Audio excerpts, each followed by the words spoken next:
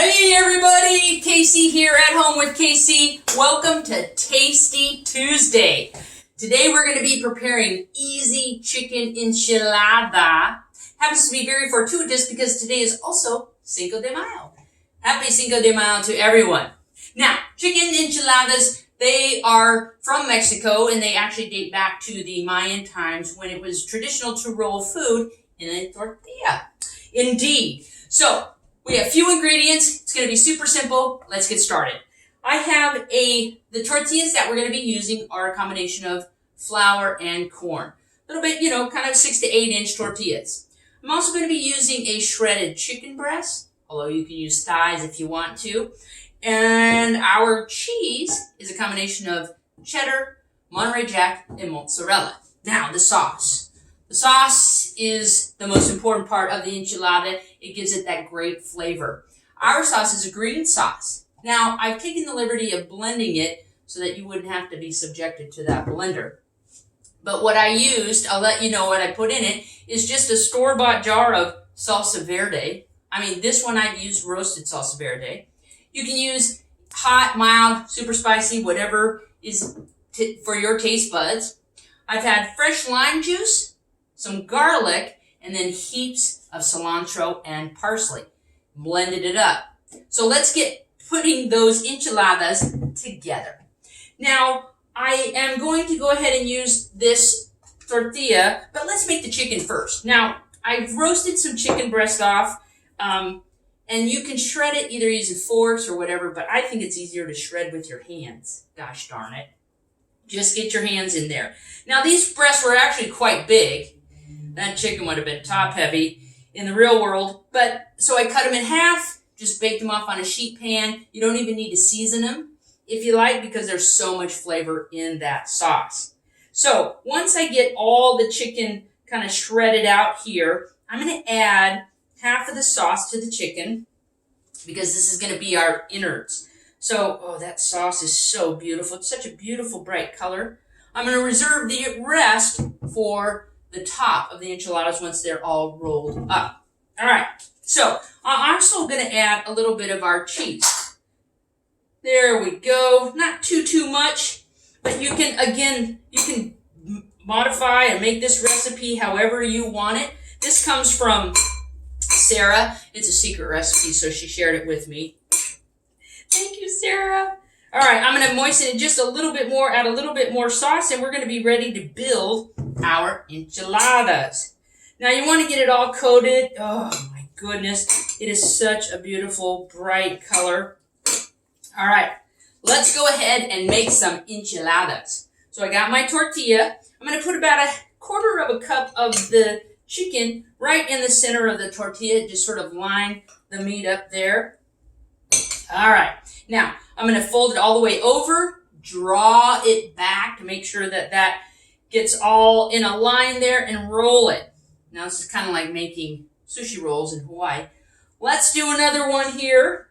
Tortilla, we get a quarter cup of the chicken, which has been marinating in that, the green chili verde sauce. Oh, it's such a beautiful thing.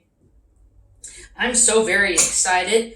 We're going to fold it over, draw it back, and just roll it up.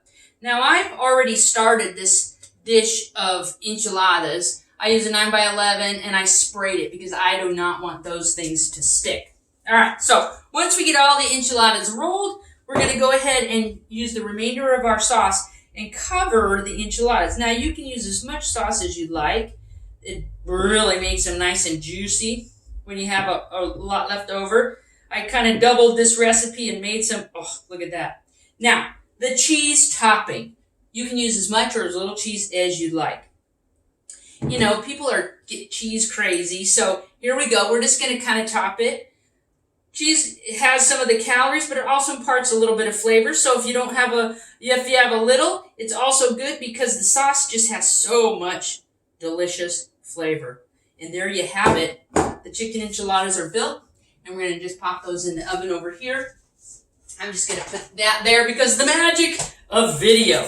Now, while those are cooking, I'm going to go ahead and prepare a drink, a margarita. I'm a big fan of margaritas. You can either blend it or on the rocks. I'm going to be preparing one on the rocks. Now, a little history of the margarita. It does not come from Mexico, but it was the earliest story of the margarita. It was invented in 1938. Got this off of Google by Carlos Danny Herrera at his restaurant Rancho La Gloria that was halfway between Tijuana and Rosarita in Baja California. Now, it was created for a customer, a former Ziegfeld dancer. Her name was Marguerite King. She was allergic to most spirits, but not to tequila. So there you have it. So I'm going to make a simple margarita mix with a margarita without any mix or anything. It's all going to be fresh, fresh, fresh. I prefer a salted rim. So I'm going to go ahead, kind of dip the rim there. I'm just going to use a regular cocktail glass. Here's my salted rim. Yummy, yummy. I'm going to get some ice. Now it's nice cold margarita. I'm going to fill the glass with ice. It is super refreshing. All right, there you have it. Now, I only have 3 ingredients to make this margarita spectacular. And first off, we're going to use some tequila, whatever tequila you enjoy. I'm going to use my shot glass here to measure it. So I got 2 ounces of tequila, hoping this is a 2-ounce shot glass. There you have it. Some fresh lime juice, 3/4 of an ounce. And then some simple syrup. Yep, I made this myself just with you just use a cup of sugar, cup of water, and let it melt on the stove. Ah, look at that. I'm going to swizzle it with a designed swizzle stick by my friend Henrik Van Ryzen. He's a tiki artist down in Eugene, Oregon. Top it with a lime wheel, and there you have it. A delicious, on-the-rocks, fresh margarita. My goodness. Oh, my goodness. Oh, my goodness. So, for our enchiladas, here I had some enchiladas already made. Oh, beautifully browned on top. This is going to make a great, easy dinner for you and the family, or in your celebrations of Cinco de Mayo. You guys, thank you for joining me today. Happy Cinco de Mayo. This is Tasty Tuesday. Easy chicken enchiladas. Let me know what you're baking in your kitchen. I'm excited to be with you, and I hope you enjoy the recipe. Let me know what you think. I look forward to seeing you next time for another Tasty Tuesday. Woo-hoo-hoo! I'm going to finish up that margarita and eat some enchiladas. Have a great day. Stay well. Take care.